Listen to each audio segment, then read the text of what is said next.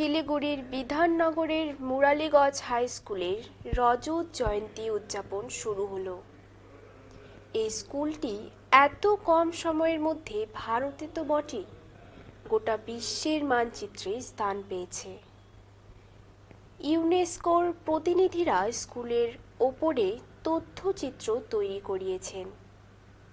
রবিবার স্কুলের রজত জয়ন্তী উদযাপন শুরুর কিছু মুহূর্ত আমদরিয়া নিউজের ক্যামেরায়।